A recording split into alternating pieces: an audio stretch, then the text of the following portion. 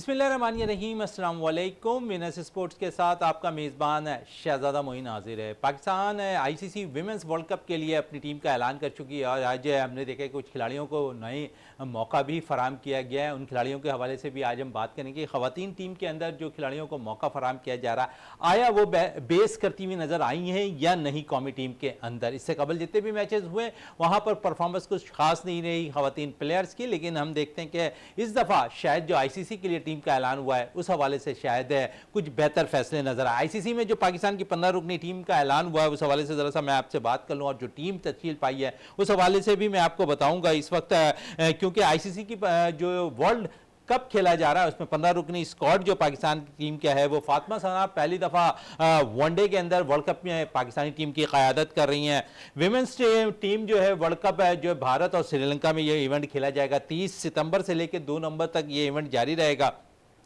पाकिस्तान अपने तमाम मैचेस श्रीलंका और कोलंबो में खेलता दिखाई देगा। वजह यह है कि ये मैचेस इंडिया में भी खेले जा रहे हैं, श्रीलंका में भी खेले जा रहे हैं, लेकिन पाकिस्तान क्रिकेट बोर्ड के चेयरमैन मोहसिन नकवी और हुकूमत पाकिस्तान ने बहुत अच्छा फैसला किया, क्योंकि डू एंड डाई वाले फैसले हुए। चैंपियन ट्रॉफी में भारत की टीम पाकिस्तानी तो उस वक्त ये मौके दे दिया गया था कि हम किसी भी मौके पर भी इंडिया में जाकर क्रिकेट नहीं खेलेंगे, तो ऐसा होता हुआ दिखाई दे रहा है। पाकिस्तानी टीम है जो 15 रुकनी स्क्वाड है उस हवाले से अगर थोड़ी सी बात करें, फातिमा सना पाकिस्तानी टीम की क़यादत कर रही है, मुनीबा अली हैं इस स्क्वाड के अंदर, आलिया रियाज इस टीम में है, डायना बेग है, ईमान फातिमा है, निशरा सिद्धू है, नितालिया परवेज है, आयमा सोहेल है, रिमा शमीम है, सदफ शम्स है, सादिया इकबाल है, शवाल जुल्फ़कार है, सिदरा अमीन है, सिदरा नवाज है और सैयद उरूब शाह है इस टीम में शामिल हैं। हम बहुत सी बातें उरूब शाह के हवाले से कर रहे थे कि उरूब शाह को टीम में क्यों नहीं शामिल किया जाता। एक वाहिद लेग स्पिनर जो हर फॉर्मेट पे पाकिस्तान को अच्छा जो है कारकर्दगी दिखाते हुए नजर आती हैं, तो इस पर भी आज हम बात भी करेंगे। रिजर्व प्लेयर भी रखे गए हैं लेकिन टीम के साथ वो ट्रैवलिंग नहीं करेंगे, लेकिन उन्हें रिजर्व प्लेयर जरूर रखा गया है। उनमें गुल फिरोजा शामिल है, नजमा अलवी है, तूबा हसन बड़ी अच्छी लेग स्पिनर है लेकिन रिजर्व के तौर पर इस दफा टीम में शामिल है। उसके अलावा उम्मे बानी है, वहीदा अख्तर इस टीम में रिजर्व में शामिल है। एक अच्छी टीम तश्कील पाई है, अच्छी परफॉर्मेंस देने वाली, और उम्मीद करते हैं कि जो टूर्नामेंट खेला जा रहा है उसमें पाकिस्तानी टीम अच्छा परफॉर्म करेगी। इसके साथ साथ अब क्योंकि पाकिस्तान अफगानिस्तान यूए के दरमियान सैफरी की टूर्नामेंट का भी आगाज़ होने वाला है, उस हवाले से भी बात रही है। कुछ इंडिया से भी अब खबरें आ रही है कि इंडियन टीम का जो ऐलान हुआ है उस पर भी बहुत सी बातें अब सामने आ रही हैं। कुछ सीनियर प्लेयर्स के साथ शायद वहाँ पर भी ज़्यादती हुई थी, उस हवाले से बात रहेगी और दीगर खेलों पर भी बात करेंगे हम अपने शो के अंदर। जावेद इकबाल भट्टी हमारे साथ यहाँ पर मौजूद है। जावेद साहब बहुत बहुत शुक्रिया आपका। पाकिस्तानी टीम का ऐलान हुआ विमेंस टीम का, कुछ नई खिलाड़ियों को टीम में शामिल किया गया और साथ साथ दीगर प्लेयर्स ऐसे शामिल किए गए जो माजी में शायद पाकिस्तान टीम में शामिल होते नहीं रहे, कभी रहा T20 की तर्ज पे उन्हें मौका फराम किया गया, लेकिन एक अच्छी टीम तश्कील पाई है आईसीसी वर्ल्ड कप के लिए। जी मोइन भाई बहुत शुक्रिया। जिस तरीके से आज पाकिस्तान वुमेंस टीम का वर्ल्ड कप के हवाले से ऐलान हुआ है, तो पहली दफ़ा फातिमा सना जो है इतने बड़े इवेंट में जो है क़यादत करेंगी और फातिमा सना की सलाहियतों से इनकार नहीं कि बहुत अच्छी ऑलराउंडर हैं, बॉलिंग बहुत अच्छी करती हैं और बैटिंग भी। और फिर जैसे मुनीबा अली हैं, आपको पता है कि हमारी जो ओपनिंग प्लेयर है वुमेंस क्रिकेट की, हाल ही में उन्होंने आयरलैंड के ख़िलाफ़ बहुत ही ज़बरदस्त इनिंग्स के लिए सेंचुरी मुकम्मल की थी। और फिर आपको देखें आलिया रियाज हो गई, निशरा सिंधु हो गई, ये 2-3 बड़ी मैन प्लेयर्स हैं। और अगर आप बिल मुख्तसर अगर तजिए करें तो तमाम ही लड़कियां, जैसे आपने रूप शाह की बात की, गो के उन्हें जो है आइलैंड में एक भी मैच नहीं दिया गया था, लेकिन ये कि इतने बड़े इवेंट में उनका नाम भी शामिल है और तमाम ही लड़कियां जिनको शामिल किया गया है, तो आप देखें कि उनकी परफॉर्मेंस थी और इसी वजह से टीम सेलेक्ट की और बिल्कुल मेरिट पे टीम सेलेक्ट की है। तो अब हमें उम्मीद रखनी चाहिए कि जिस तरीके से पाकिस्तान क्रिकेट बोर्ड ने वुमेंस टीम का ऐलान किया है, और ये फिर आपको पता है कि हार्वर्ड मॉडल के तहत हमने इंडिया के साथ तो इंडिया के अंदर खेलना ही नहीं है, हमने हमारे मैचेस जो हैं वो सारे तकरीबन कोलंबो में शेड्यूल है, श्रीलंका में। तो हमें उम्मीद रखनी चाहिए कि ये लड़कियां जो हैं वहाँ जाकर हमें जो है बहुत ही अच्छा रिज़ल्ट देंगी। और जिस तरीके की कारकर्दगी अभी उन्होंने हाल ही में आयरलैंड के ख़िलाफ़ दिखाई थी, गो कि वो सीरीज़ हार गई, लेकिन जो उन्होंने आखिरी मैच में कमबैक किया है और जिस तरीके से हमारी ओपनर मुनीबा ने 100 किए हैं और सना ने बहुत अच्छी उसमें बॉलिंग की है और आलिया रियाज की बैटिंग भी बहुत अच्छी रही थी और तमाम ही लड़कियां आपको परफॉर्मेंस करती हुई नज़र आ रही हैं। और रिज़र्व में जो इन्हें रखा है उन प्लेयर्स को वो टीम के साथ तो ट्रैवल नहीं करेंगी, लेकिन ये कि रिज़र्व में जो प्लेयर रखेंगे वो भी बिल्कुल सही प्लेयर रखी हैं। तो आप देखिए कि पहली दफ़ा ऐसे लग रहा है कि वुमेंस टीम है बिल्कुल मेरिट की बुनियाद पर जो है। जहाँ से बड़ी अच्छी बात कर रहे थे आप, और जिस तरह पाकिस्तानी स्क्वाड के हवाले से हम बात कर रहे थे विमेंस टीम की, इस पे अब हमें टेलीफोन लाइन पे ज्वाइन कर चुके हैं मोहम्मद जाहिद यासीन साहब है, स्पोर्ट्स एनालिस्ट हैं, रेडियो पाकिस्तान हैदराबाद से भी मुंसलिक है। उनसे भी बात का आगाज़ करेंगे जहाँ पर जावेद साहब से विमेंस टीम के हवाले से बात किया। यासीन साहब है, कुछ टीम में तब्दीलियाँ हुई हैं पाकिस्तानी विमेंस टीम में, वर्ल्ड कप के लिए पाकिस्तानी टीम का अनाउंस हुआ है। कुछ सीनियर प्लेयर्स को हमने देखा मुसलसल जिन्हें मौका दिया गया था वो अब रिजर्व प्लेयर्स के तौर पर टीम के साथ मुंसलिक रहेंगे। कुछ प्लेयर्स ऐसे थे जिन्हें मुतद्दिद बाद मौका ज़रूर रखा गया टीम के साथ, लेकिन उन्हें मौके फराहम नहीं किए गए। अब वो टीम में 15 रुकनी स्क्वाड में शामिल हैं। क्या कहेंगे इस टीम को, कितना बैलेंस समझते हैं इस ICC वर्ल्ड कप के लिए?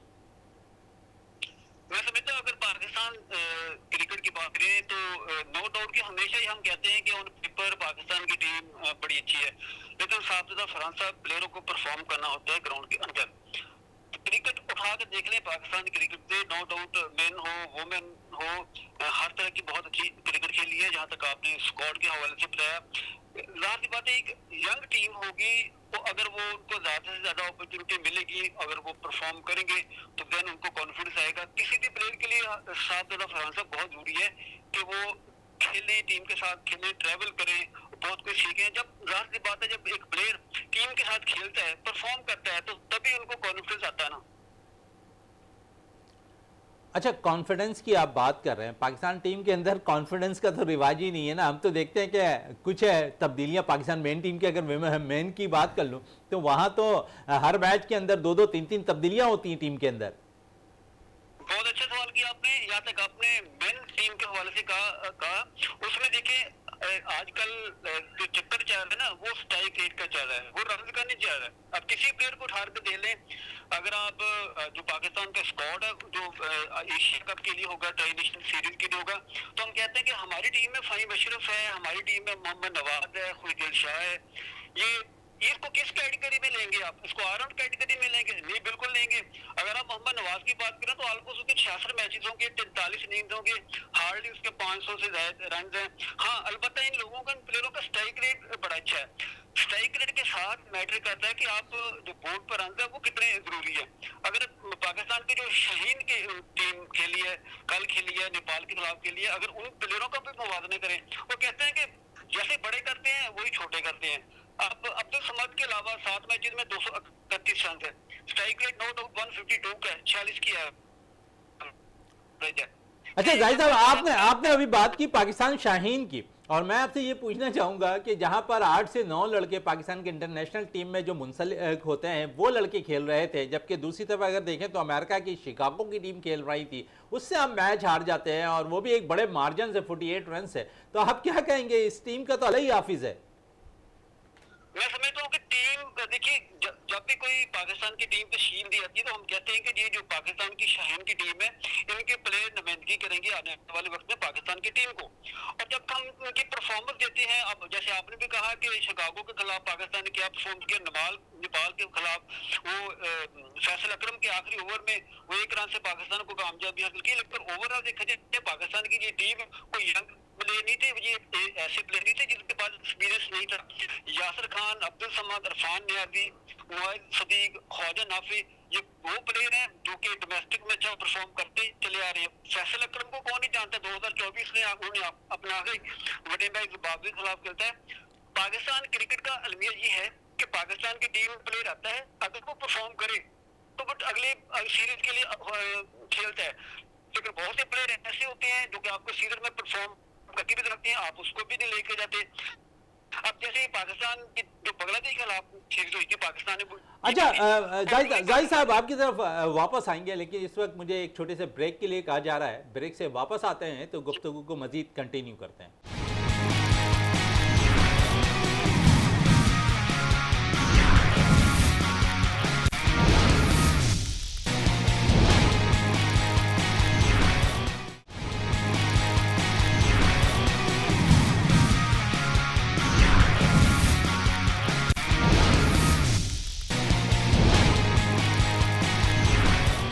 Welcome back. और हम बात कर रहे थे पाकिस्तान टीम के हवाले से, विमेंस टीम के हवाले से, और मोहम्मद जाहिद यासीन साहब हमारे साथ टेलीफोन लाइन पर मौजूद हैं, जावेद इकबाल भट्टी साहब हमारे साथ स्टूडियो में मौजूद हैं। और यासीन साहब से बात हो रही थी पाकिस्तान के स्ट्राइक रेट प्लेयर्स के हवाले से, फिर पाकिस्तान की शाहीन टीम की बात हो रही थी जहाँ पर उन्हें शिकस्त का सामना करना पड़ा है सेमीफाइनल के अंदर, उस टीम के हवाले से भी हम बात कर रहे थे।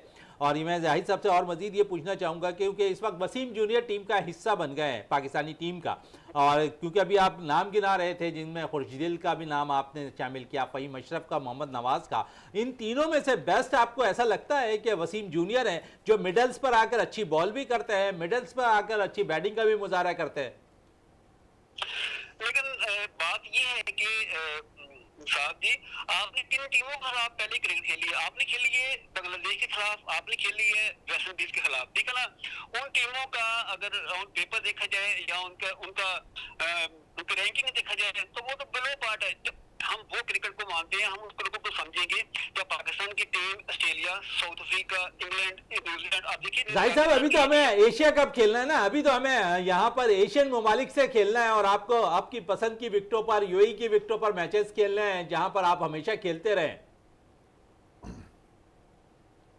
अपॉर्चुनिटी है कि अपने रन को, अपने स्ट्राइक रेट को बढ़ाएं। हमेशा ये होता है, देखिए हमारा अलमिया ये है कि जब भी कोई अपने फॉरेन टूर करना होता है तो आप फॉरेन से कहते हैं कि यंगस्टर को टीम में शामिल करो, उसको न्यूजीलैंड ले जाओ, वहां पे ले जाओ। जब आपकी होम कंडीशन होती है, होम जैसे हम अक्सर कहते हैं कि सीनियर प्लेयर आते हैं वो परफॉर्म करके चले जाते हैं, फिर जो जूनियर होते हैं वो बेचारे पीछे रहते हैं।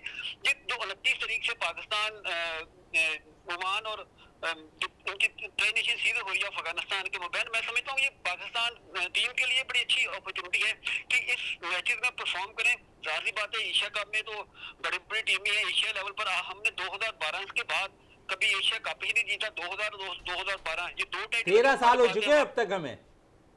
हम अक्सर कहते हैं कि उस दौर में पाकिस्तान की टीम अच्छी थी, उस दौर में जीती। 2012, 2025, 13 साल हो गए अपनी एशिया कप नहीं जीता। ये हमारी क्रिकेट का हाल है। चलें, ये हमारी क्रिकेट का हाल है, मजीद गुफ्तगू रहेगी। मोहम्मद जाहिद यासीन साहब हमारे साथ ही टेलीफोन लाइन पे मौजूद हैं, जावेद इकबाल भट्टी हमारे साथ स्टूडियो में मौजूद है। जावेद साहब, दूसरा होम ग्राउंड हम तस्वर करते हैं यूएई को, आप किस परफॉर्मेंस की उम्मीद रख सकते हैं कि यहाँ पर, क्योंकि जिस तरह जाहिद साहब भी कह रहे हैं कि तवील अरसा हो गया, 13 साल का वक्फा, कम वक्फा नहीं होता एशियन ममालिक के ख़िलाफ़ आपने कामयाबी हासिल नहीं की, एशिया कप में कामयाबी हासिल नहीं की, तो आप समझते हैं कि एक अच्छा मौका है क्योंकि यहाँ पर थोड़ी सी बैलेंस आपकी T20 स्क्वाड नज़र आ रहा है, तो यहाँ आप जीत सकते हैं?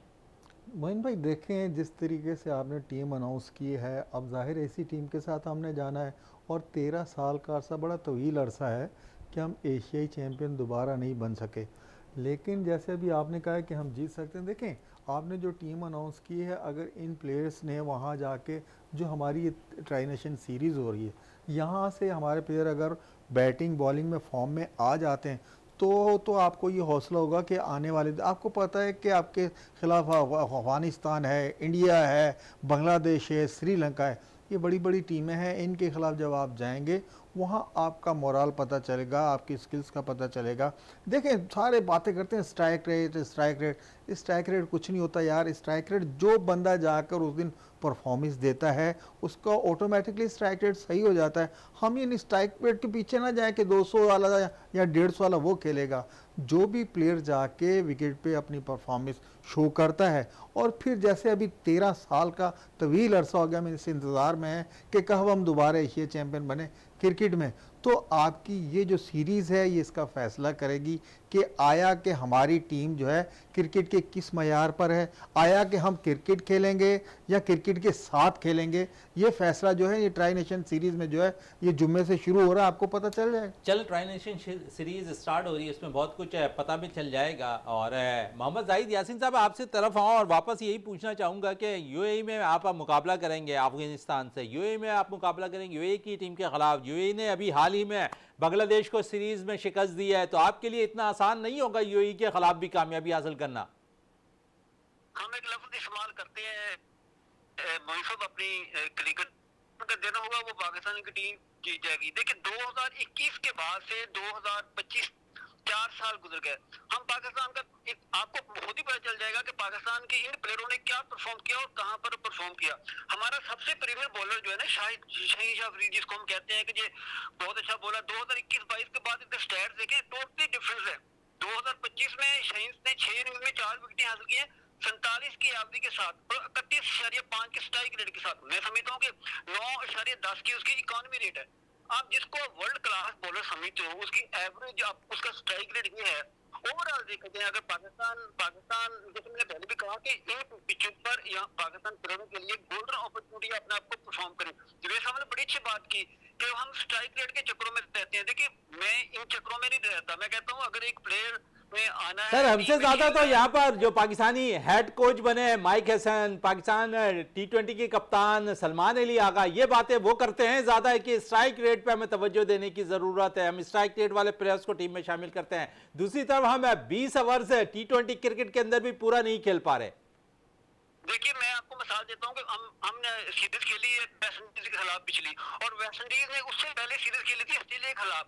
आप देखें ऑन पेपर देखें, गो के वेस्ट इंडीज की टीम ऑस्ट्रेलिया के खिलाफ वो सीरीज हार गई थी, लेकिन उसमें एवरेज स्कोर मोइन साहब देखिए 190 अबव है। 2014 रन करती है वेस्ट इंडीज की टीम, हार जाती है। 2004 करती है, हार जाती है। मतलब बोर्ड पर रन तो है ना। बिल्कुल है। जैसे मैंने पहले भी कहा कि हमारा अगला इम्तिहान, कड़ा इम्तिहान तब होगा जब एशियन कंडीशन से निकलकर हम यूरोपियन कंडीशन में जाएंगे, हम दूसरे मुल्क में जाएंगे और क्या परफॉर्म करते। देखिए, हमारा हाल जो हुआ था, हम न्यूजीलैंड गए थे, क्या हुआ था 14-15 पर हमारी आधी से ज्यादा टीम बाहर आ गई थी। हमें इन कंडीशन में तो हम ठीक लेकिन दूसरी तरफ भी तो ना भूले ना, दूसरी तरफ भी तो ना भूले ना, यहाँ पर जाहिद साहब हमने ऑस्ट्रेलिया को ऑस्ट्रेलिया में शिकस्त दी, हमने जनूबी अफ्रीका को बदतरीन शिकस्त दी और सीरीज अपने नाम की एक तवील अरसे के बाद क्रिकेट के अंदर, तो हम तो उसको भी फरामोश नहीं कर सकते ना, उन मैचेस को भी। जी बिल्कुल, हम तो अगर ये बात करते हैं तो फिर वेस्ट इंडीज की टीम भी ये कहेगी कि हमने 34 साल के बाद पाकिस्तान को हराया। 1991 से लेकर 2025 तक इंतजार करना पड़ा कि वेस्ट इंडीज कब पाकिस्तान के खिलाफ सीरीज जीते। अब देखिए, यही होता है कि सीरीज अब जीते हो, लेकिन आप मोइन साहब ओवरऑल टीम का इम्पैक्ट देखते हो, ओवरऑल टीम के स्टैट देखते हो, ओवरऑल प्लेयरों के देखते हैं। आपके अंदर देखिए, आपके बैकअप में प्लेयर कौन से, आपकी टीम में प्लेयर कौन से, साबिर फरहान, कामरान। देखिए, कामरान गुलाम इधर किधर है, मेरी बात सुनी। डोमेस्टिक में अच्छा परफॉर्म करने वाले प्लेयर मोहम्मद हुरैरा, जो डोमेस्टिक में अच्छा परफॉर्म करता है, वो आजकल किधर है। मतलब हम कहते हैं कि हम डोमेस्टिक की बुनियाद बड़ा बड़ा अच्छा पॉइंट आपने रेज किया है जाहिद साहब। आप क्योंकि कामरान गुलाम की बात कर रहे हैं, पाकिस्तान टीम से बाबर आजम को ड्रॉप किया जाता है टेस्ट क्रिकेट से, और उनके मुतबादिल के तौर पर कामरान गुलाम को टीम में लाया जाता है। कामरान गुलाम परफॉर्म करते हैं, सेंचुरी स्कोर करते हैं और अपने जो डोमेस्टिक में परफॉर्मेंस उसका सबूत देते हैं कौमी टीम के अंदर आने के बाद।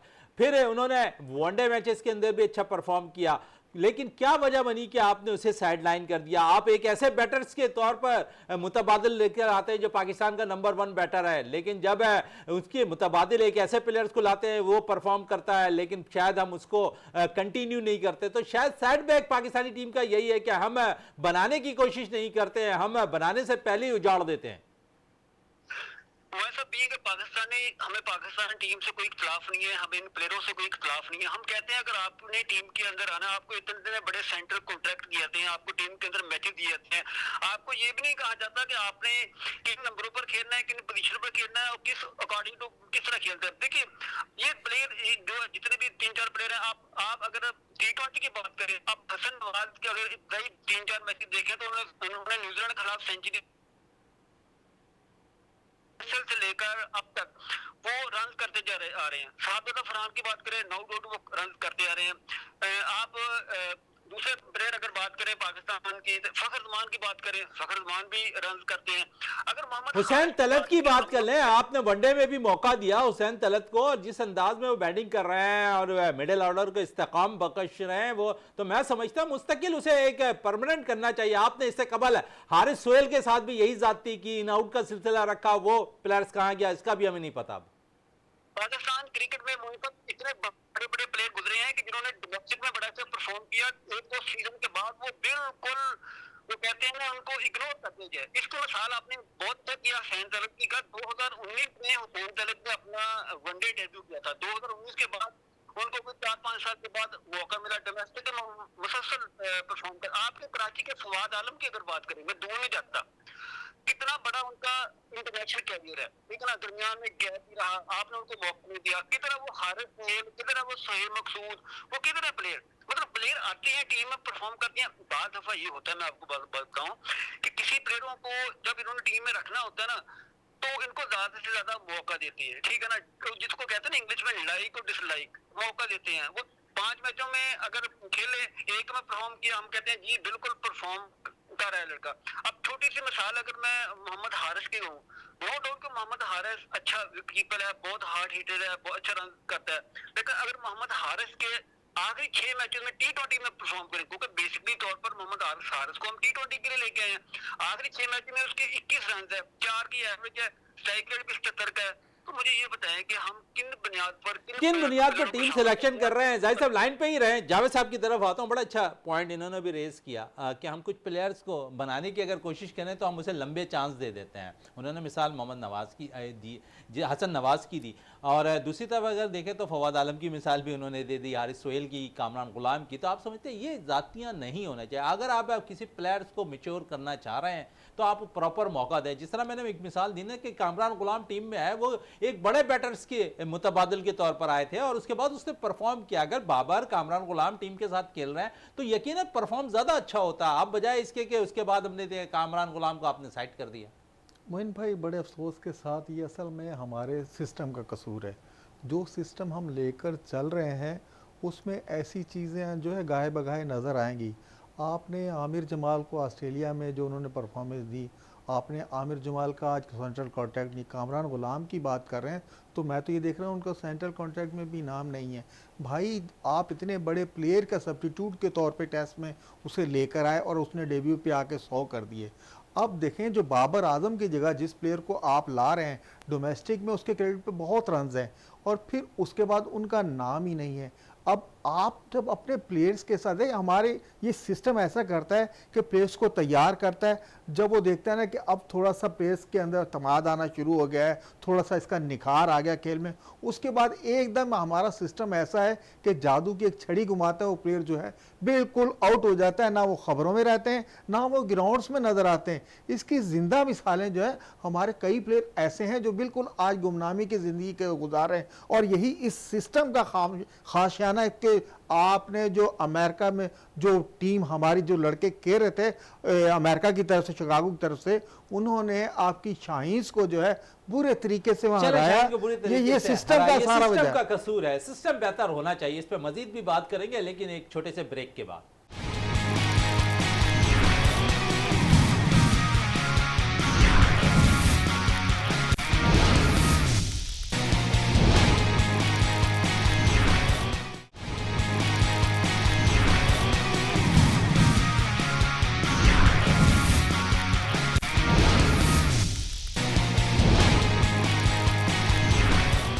Welcome back. और बात हो रही थी वक्फे से कबल सिस्टम के हवाले से, पाकिस्तानी सिस्टम कैसा है, और इस पर हम बात भी कर रहे थे। जावेद इकबाल भट्टी साहब स्टूडियो में मौजूद हैं, वो बात कर रहे थे। मोहम्मद जाहिद यासीन साहब हमारे साथ टेलीफोन लाइन पर मौजूद हैं, वो बड़ी अच्छी गुफ्तगू कर रहे हैं। यासीन साहब, आपकी तरफ वापस आओ। सिस्टम पे बात हो रही है और सिस्टम कब सही होगा? ये तो माजी में भी ऐसा रहा है और अब भी हाल में भी यही नजर आ रहा है। शायद साहब आपको याद होगा, आपने सिस्टम की बात की, आज से कोई 18-20 साल पहले या 25 साल पहले हमारे क्रिकेट का जो सिस्टम था वो बड़ा अच्छा था। शफीक अहमद पापा ने वैसे ही नहीं इतने रन बना लिए, ठीक ना। अगर बात करें, बहुत सी ऐसे प्लेयर है जिन्होंने डोमेस्टिक में बड़े अच्छा जब परफॉर्म किया। मतलब वो सिस्टम हमारा ऐसा था कि उस वक्त प्लेयर खेलते थे। जैसे हमने भी जब छोटे होते थे हुए तो हमने वसीम अकरम, वकार यूनुस, जावेद, बहुत से प्लेयरों को हमने टीवी पर देखता और डिपार्टमेंट क्रिकेट इतनी स्ट्रॉन्ग थी कि वहां से प्लेयर स्ट्रॉन्गली पाकिस्तान की टीम में आता था। अब अलमिया ये होगा कि हमने डिपार्टमेंट क्रिकेट बिल्कुल खत्म, जाहिर सी बात है फाइनेंशियली तौर पर मुनसिफ प्लेयरों को बेनिफिट नहीं मिलेगा, वो कैसे खेलेंगे क्रिकेट खेलेंगे। हमारा कौमी खेल तो हॉकी है, खैर उसकी तो बाद में कभी करेंगे ना। अब क्रिकेट की बात करें, हमें वो याद मुझे आ गया। अब वही कुछ हाल हमारी क्रिकेट का होने वाला है। देखिए, हमारे पास बेंच स्ट्रेंथ बिल्कुल नहीं है, हमारी एकेडमी बिल्कुल नहीं है, हमारे पास रीजनल क्रिकेट है तो वो तो है, लेकिन हम प्रॉपरली तौर पर उन प्लेयरों को चांस नहीं देते जो डिजर्व करते हैं पाकिस्तान की टीम में आने का। हमारी टीम का क्राइटेरिया होता है पाकिस्तान टीम में आने का पीएसएल को बुनियाद बनाकर हम टीम का ऐसा बनाते हैं। हम कैंप बनाते हैं, वहां पर 25 से 30 प्लेयर फॉर्मेलिटी के तौर पर लगाते हैं। मैं आपको यकीन 100 के साथ कहता हूँ कि 27 साल मुझे हो गए स्पोर्ट्स को कवर करते हुए। अब आप 90% टीम पहले से तैयार कर लेती है, ऐसी बात नहीं है। वो एक कार्रवाई होती है, उसको प्लेयर को ले गया, इसको प्लेयर को ले गया। बाद में ये होता है किसको टीम शामिल करना है, किसको नहीं शामिल करना, अलग बात है। बात ये है कि अगर आपने क्रिकेट को डेवलप करना है, अगर प्रमोट करना, सबसे पहले तो हमें अपनी पिचेस का म्यार बेहतर करना होगा। और दूसरी बात है कि शायकीन को ग्राउंड तक कैसे लेके आना है, ये भी पाकिस्तान क्रिकेट बोर्ड का है कि हम ज्यादा से ज्यादा मैच को कवर ही करें। देखिए क्या ट्रॉफी के मैचेस होते हैं, कोई भी कप होता है, आप तो खैर स्पॉन्सर मिल रहे हैं, लेकिन आज से 2-4 साल पहले देखिए किसी को पता नहीं चलता था कि कहाँ पर रीजन का मैच हो रहा है, कहाँ पर डिपार्टमेंट का मैच हो रहा है। सिर्फ कायद-ए-आज़म ट्रॉफी का पता था जब विल्स कप चल रहे होते थे।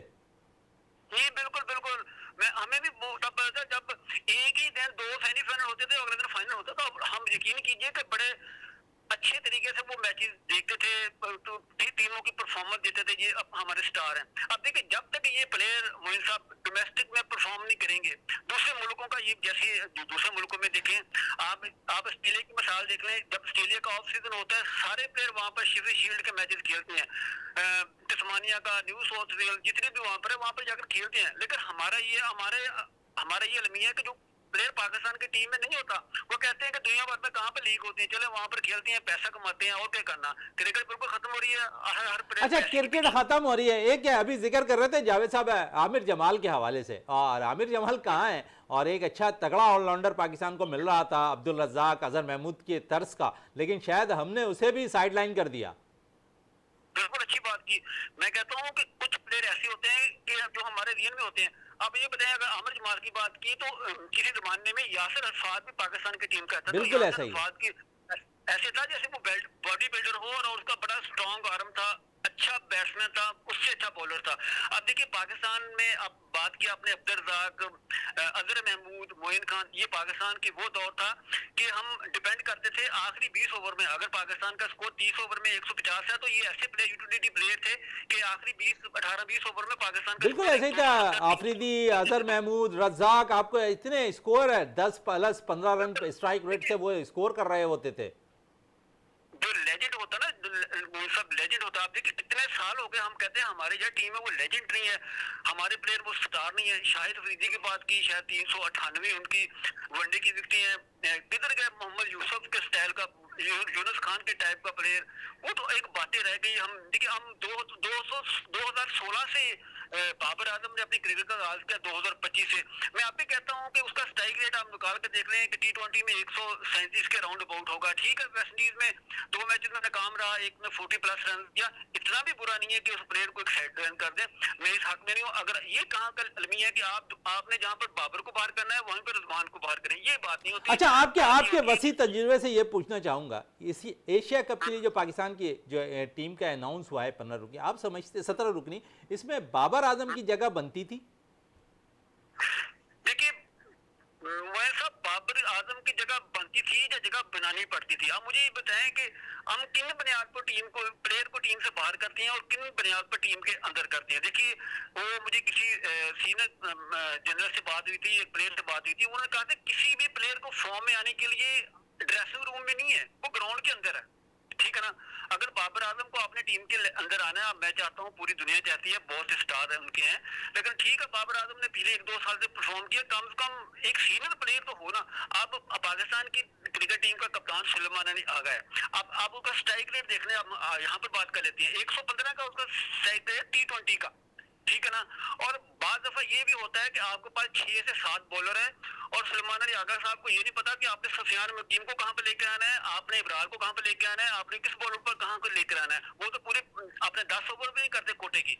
ये बड़ा जरूरी होता है कि एक सीनियर प्लेयर अगर टीम में होता है, वो कहता है ना कि सियाना वो सियाना ही होता है, सीनियर वो सीनियर होता है। जरूरी नहीं है कि 11 में से 11 ने परफॉर्म करना होता है। बड़ी अच्छी बात आपने पॉइंट रेज भी किया, और मैं अक्सर ये प्रोग्राम में ज़रूर कहता हूँ कि एक सीनियर प्लेयर का साथ ज़रूर होना चाहिए। मोहम्मद जाहिद यासीन साहब, आपका बहुत बहुत शुक्रिया विनर्स स्पोर्ट्स में टाइम देने का, बड़े अच्छे अंदाज में आप गुफ्तगू भी कर रहे थे। मज़ीद इंशाल्लाह ज़रूर अगले प्रोग्राम में भी आपसे ज़रूर बात रहेगी पाकिस्तान क्रिकेट टीम के हवाले से। बहुत शुक्रिया आपका। और जावेद इकबाल भट्टी साहब के आपकी तरफ आऊँ, और जिस तरह बात हो रही थी यहाँ पर सेंट्रल कॉन्टैक्ट की, आपने कहा कि 2-4 प्लेयर्स ऐसे थे जिन्हें सेंट्रल कॉन्टैक्ट मिलना चाहिए था, तो यहाँ वो भी नज़र नहीं आ रहे। बिल्कुल मोहन भाई, सेंट्रल कॉन्टैक्ट तो बिल्कुल ही, जैसे अब आप देखें जो शाहीन हमारी जो है वहाँ खेल रही, तो उनके जो कप्तान हैं इरफान नियाजी, उनका नाम भी सेंट्रल कॉन्टैक्ट में नहीं। समझ नहीं आया कि पाकिस्तान क्रिकेट बोर्ड ने किन किन प्लेयर्स को जो है बिल्कुल सिलेक्ट करने के बाद वो जो है सेंट्रल कॉन्ट्रैक्ट दिया। बात इससे पहले हम कर रहे थे सिस्टम की। मोइन भाई, जब तक ये सिस्टम चलता रहेगा, इसी तरह होता रहेगा जैसे होता चला आ रहा है, और ये सिस्टम देखें, कभी कभी कहते हैं ना कि बहुत अच्छा हो गया कि टीम ने ये जीत दिया, ये सिस्टम सही। ये इंडिविजुअल अगर प्लेयर की परफॉर्मेंस होती है तो वहाँ ये सिस्टम का साथ बिल्कुल मैच कर जाती है। जैसे हसन नवाज की बात हम कर लेते हैं, उन्होंने न्यूजीलैंड में 100 रन की इनिंग्स खेली तो वाह हो गई कि हम मैच जीत गए। और इसी तरीके से जैसे साहबजादा फरहान ने एक इनिंग्स बांग्लादेश में खेल दी तो हम जो वाह करें। असल मसला है सिस्टम को, ये हमारी इंडिविजुअल जो परफॉर्मेंस है वो चाहे बैट्समैन की हो या बॉलर्स की हो, वो सिस्टम के साथ जब बिल्कुल मैच कर जाता है, हम मैच जीत रहे होते हैं तो ये कामयाब हो जाता है। फिर उसके बाद तजर्बात चलते रहते हैं। यही तजर्बात जो है हमने तजर्बागाह बनाया हुआ है, ख़ासकर अब क्रिकेट को भी, हॉकी के बाद अब क्रिकेट पे भी बहुत ज़्यादा हम तजर्बात कर रहे हैं।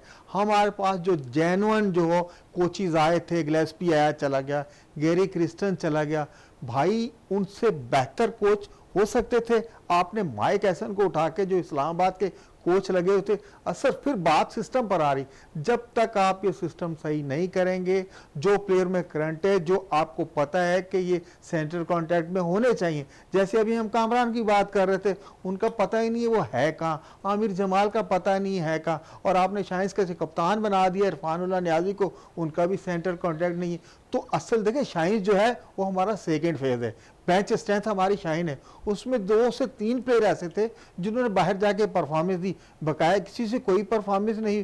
तो जब तक आप सिस्टम सही नहीं करेंगे ये ऐसे ही चलता रहेगा। लेकिन सिस्टम को सही करने की ज़रूरत है हमें, और जब सिस्टम सही होगा तो हम कामयाबी की दहलीज पर कदम रखना शुरू करते हुए दिखाई देंगे। जावेद इकबाल भट्टी साहब, आपका बहुत बहुत शुक्रिया। प्रोग्राम का अख्ताम करते हैं इस दुआ के साथ कि पाकिस्तान में खेल और खिलाड़ी तरक्की करते रहें और पाकिस्तान का सब जलाली परचम दुनिया भर में रोशन रहे।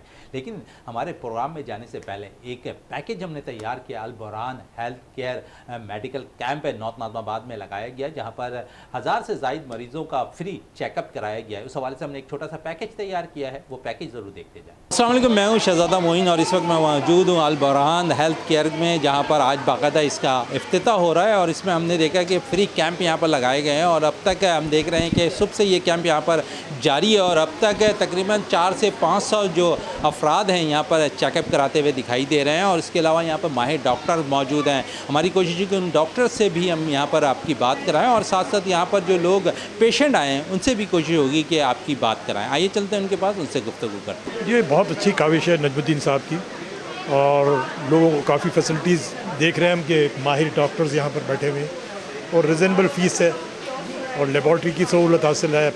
मज़ीद ये कि मेडिकल स्टोर भी यहाँ पर मौजूद है। तो इससे बहुत बड़ा इलाका, डिस्ट्रिक्ट सेंटर बहुत बड़ा डिस्ट्रिक्ट है। यहाँ north Karachi, buffer zone, north Nazimabad, सब जगह के लोग यहाँ पर आएंगे। बहुत अच्छा लगा ये अल बुरहानी वालों ने जो अभी फ्री कैंप लगाया है, और इसके अलावा सारे डॉक्टर जो हैं वो बहुत काबिल हैं। तमाम डॉक्टर्स मौजूद हैं यहाँ, डायबिटीज़ से लेके ऑर्थोपेडिक तक, स्किन के तमाम डॉक्टर्स मौजूद हैं, और फ्री ऑफ कॉस्ट है। यहाँ टेस्ट हमारे फ्री ऑफ कॉस्ट हुए हैं। जी बिल्कुल, अल बुरहान हेल्थ केयर ने बहुत अच्छा सिस्टम शुरू किया है कि हैदरी के बिल्कुल मेन सेंटर में लोगों को यहाँ से अस्पताल जाना पड़ता था, और अस्पतालों में काफ़ी रश होता है। इन्होंने क्या किया कि एक रिजनेबल फ़ीस पे सेंटर में ही बना दिया है वो सेंटर, जिसमें तमाम कंसल्टेंट आ रहे हैं, तमाम फैकल्टी के लोग मौजूद हैं। डायबिटोलॉजिस्ट हैं, रेमेटोलॉजिस्ट हैं, फिजिशियन हैं, सर्जन हैं, डर्मेटोलॉजिस्ट हैं, ऑर्थोपेडिक हैं। ये सारी चीज़ें यहाँ अवेलेबल है। अब लोगों को जाके बहुत ज़्यादा लाइन लगा के बहुत देर तक बैठ कर और फिर डॉक्टर को दिखाने के बजाय वो यहाँ देख लेंगे। हम सारे वो डॉक्टर हैं जो मुख्तलिफ़ अस्पतालों में बैठते हैं आसपास, और यहाँ पर भी टाइम दे रहे हैं। वो रिजवान साहब ने स्पेशली हम लोगों से कहा था कि आके यहाँ भी कुछ टाइम दे, तो हम सब यहाँ आते हैं, और एक बेहतरीन जगह है जहाँ पर लोगों को फैसिलिटीज़ मिल जाती है। डायबिटिक आज पाकिस्तान के हर घर में है।